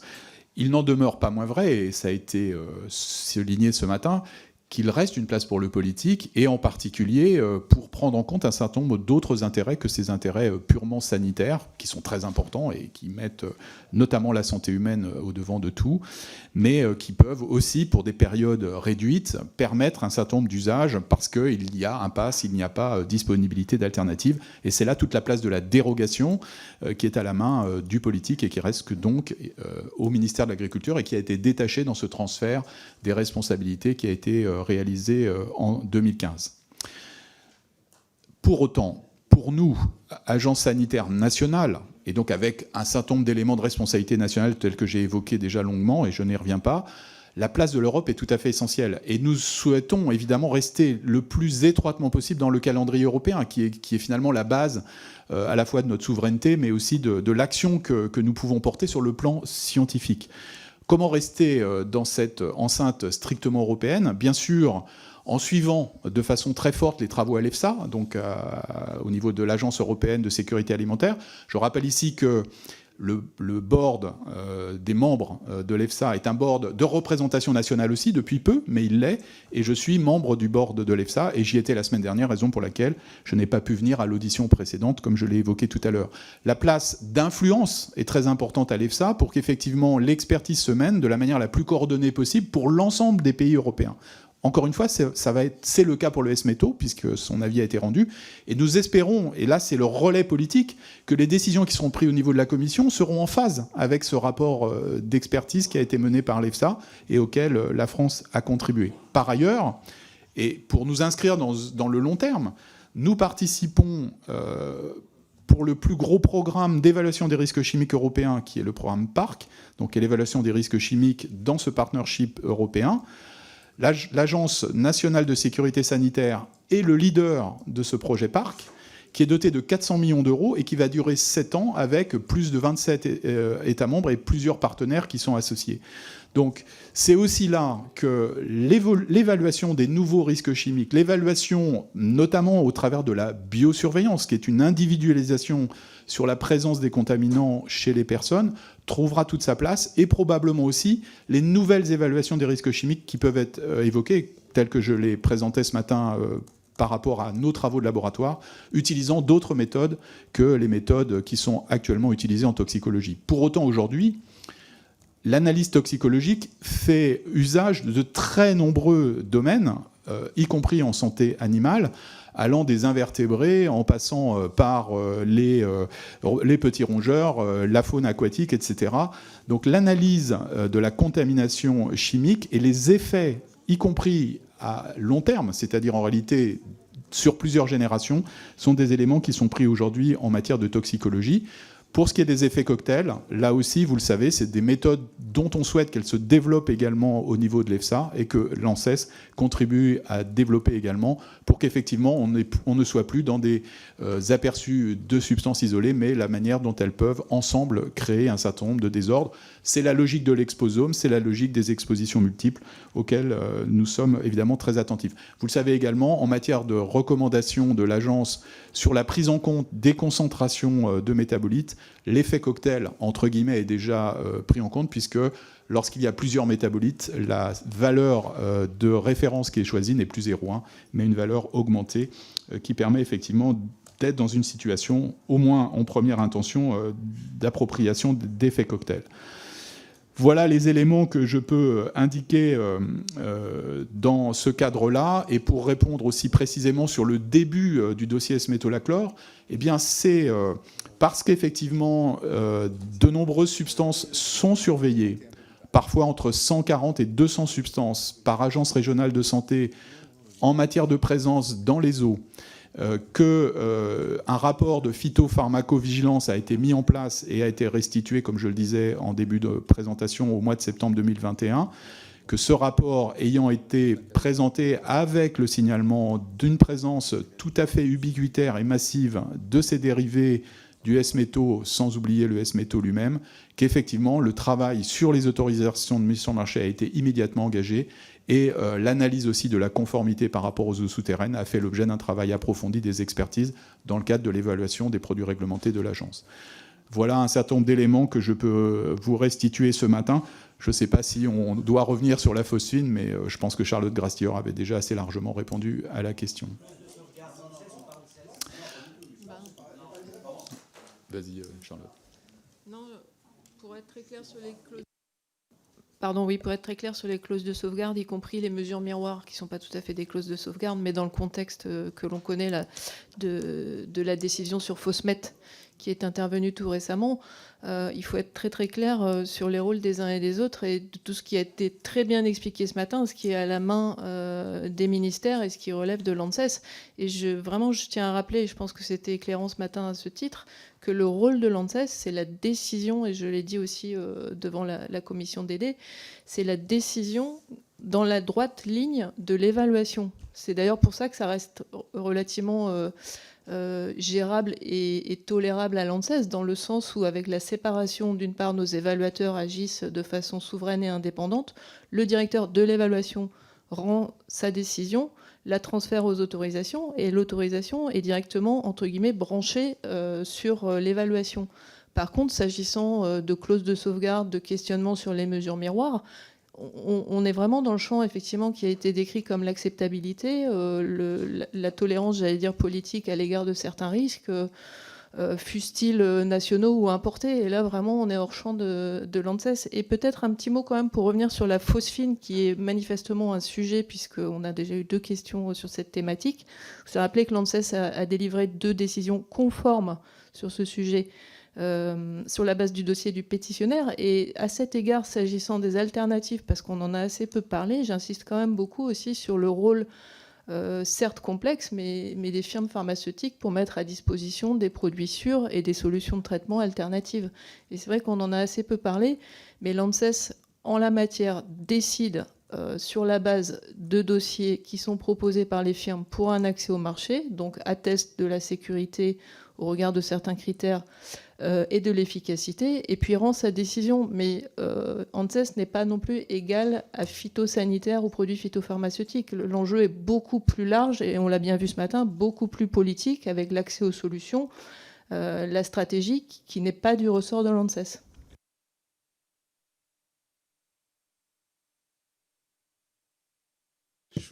Bon, je veux bien réouvrir si vous le souhaitez. Enfin, il est 11h. Non, mais tant qu'on... J'ai Madame Trouvé, Monsieur Descrozaille. Attendez. Qu'il n'a pas été répondu aux questions. Attendez. Je veux pas partir sur une note frustrée, et vous voyez l'utilité de cette audition, puisque vous avez de très nombreuses questions et même une relance. Je vois de nombreuses mains qui se lèvent. Donc, je vous propose juste une relance de quelques questions pour ceux qui vraiment ont une frustration. Même principe, 1 minute, pas plus, et je suis très strict. Donc, j'ai Madame Trouvé, Monsieur Prudhomme, Monsieur Descrozaille et Madame Babot. 4 interventions. Très bien. On y va. Madame Trouvé. Ça va être rapide, hein. C'est une proposition parce qu'on voit bien qu'effectivement beaucoup de choses ne sont pas du ressort de l'ANSES, et fort heureusement, parce que vous l'avez dit, vous avez besoin d'une indépendance en la matière, c'est du ressort du ministre de l'Agriculture, notamment sur la question des alternatives et sur la question de la protection aux importations, de la protection de produits qui seraient traités avec des phytosanitaires interdits ou en devoir de réduction en France, comme ça a pu être fait sur le diméthoate, sur la cerise il y a quelques années.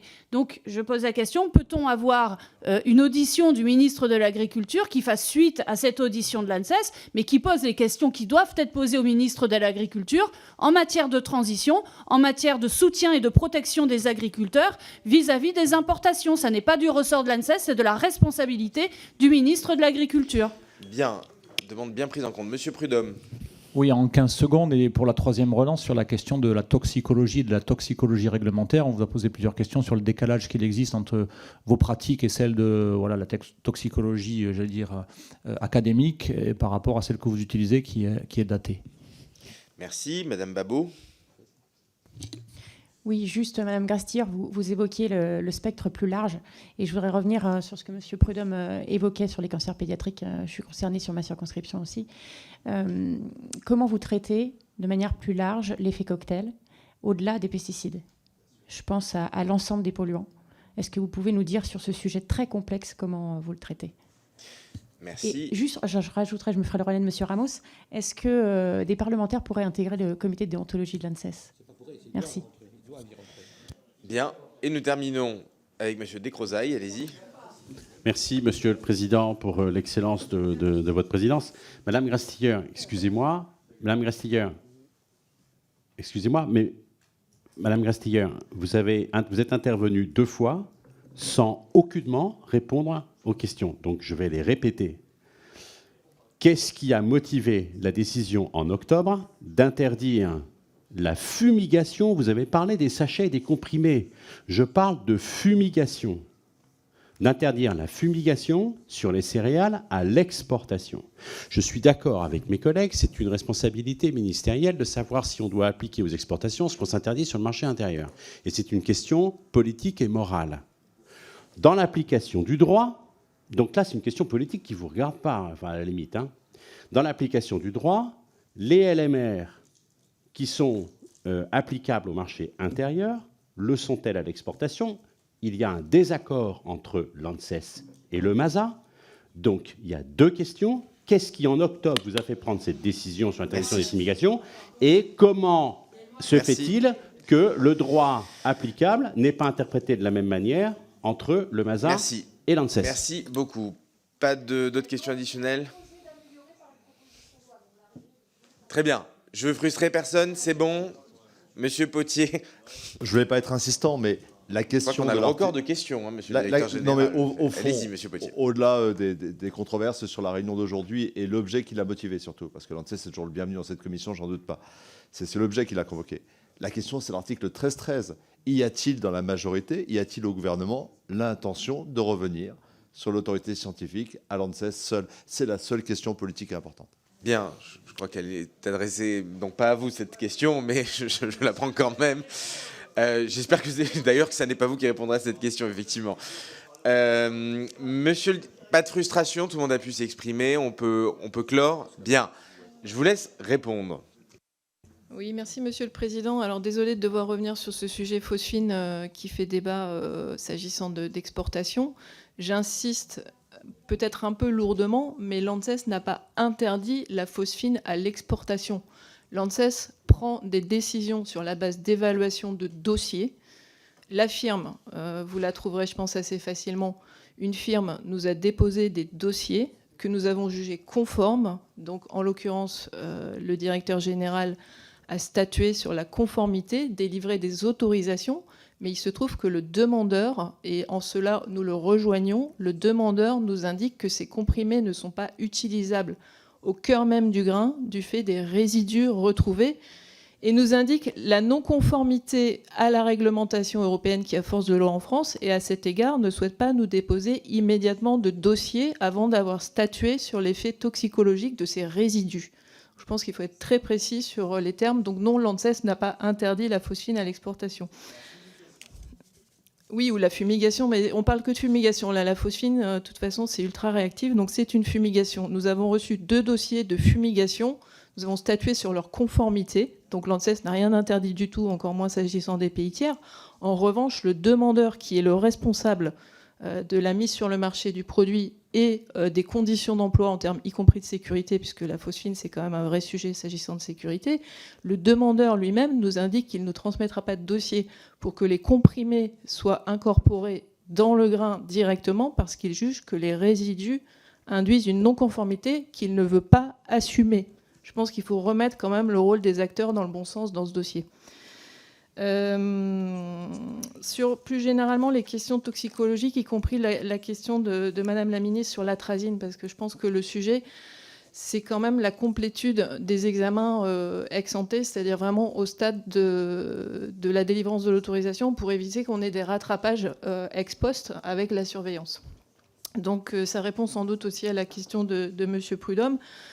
L'exhaustivité, on s'efforce de l'obtenir puisque Monsieur le directeur l'a très bien rappelé, hein, les aspects méthodologiques concernent à la fois les oiseaux, les mammifères, les espèces non cibles du sol, aquatiques, les plantes non cibles de bord de champ, etc. etc. Donc l'examen est très complet.